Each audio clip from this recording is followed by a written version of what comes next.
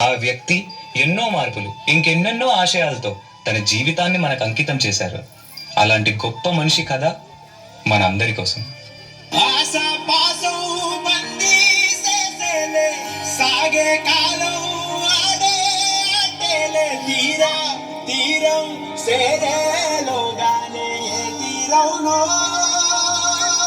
నమస్కారం మాస్టారు. పిల్లలు, ఈ ప్రశ్నకి మీలో ఎవరు సమాధానం ఇస్తారు? నేను చెప్తాను మాస్టారు. భీమరావు, ఆగిపో. నువ్వు ఆ బల్లాన్ని తాకితే దాని వెనకాల ఉన్న మా భోజనం మైలైపోతుంది. నువ్వు కూర్చో. నువ్వు వెళ్ళి రాయి భీమరావు.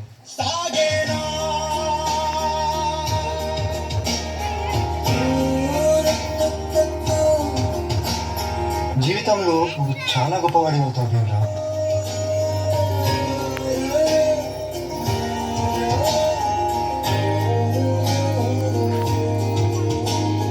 నీ వల్ల మా భోజనం మైలైపోయింది. ఇది కూడా నువ్వు పెట్టిను.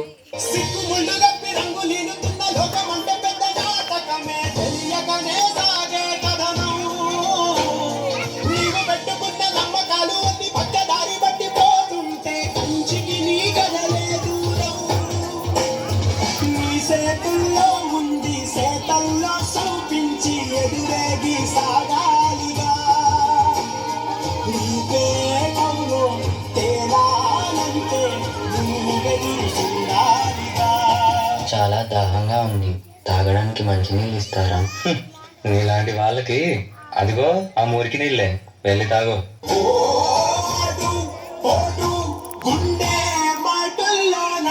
మనుషుల్ని మనుషుల్లా చూడండి, పశువుల్లా కాదు.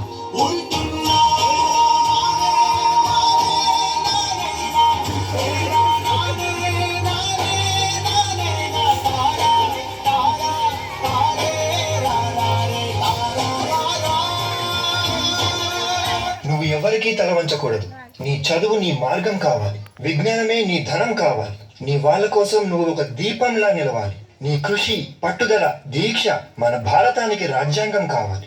ఇప్పటి నుంచి నీ ఇంటి పేరు నా ఇంటి పేరు అవ్వాలి. అందరూ నిన్ను అంబేద్కర్ అని పిలవాలి. సరేనా భీమరావు?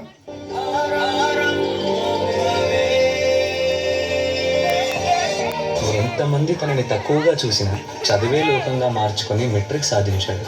అదే సమయంలో పెద్దలు తన పెళ్లి కూడా చేశారు. సాయాజీరావు గాయక్వాడ్ అనే మహారాజు సాయంతో విదేశాల్లో చదువు పూర్తి చేసి ఎన్నో గణితలు సాధించి తిరిగి వస్తారు.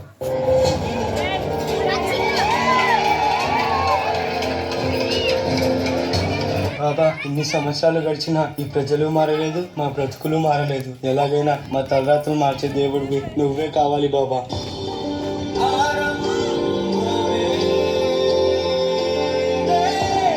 నా ప్రజల కోసం ఎంత కష్టమైనా పోరాడుతాను.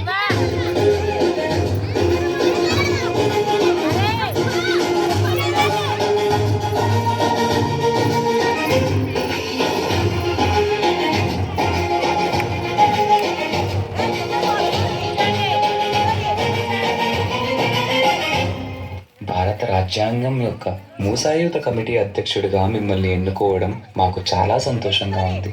ఇన్నేళ్లకి నా ప్రజలకి, నా దేశానికి సేవ చేసే సమయం వచ్చింది. భారత రాజ్యాంగాన్ని నిర్మించే అవకాశం నాకు దక్కింది. దీనికోసం నా ప్రాణాలు అర్పించడానికైనా సిద్ధంగా ఉన్నాను.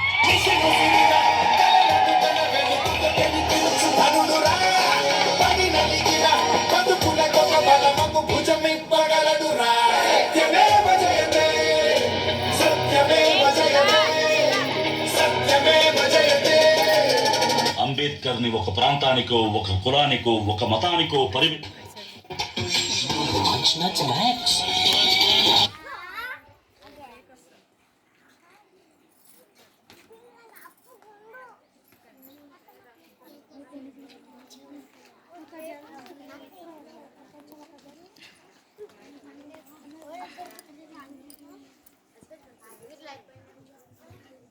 పై జరగని ముద్ర వేసిన మహనీయుడు ఆయన. అందరి కలలు కన్నది ఆయన కలం.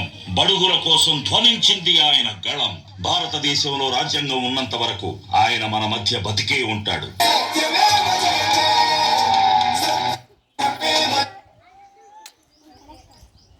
చక్కటి పర్ఫార్మెన్స్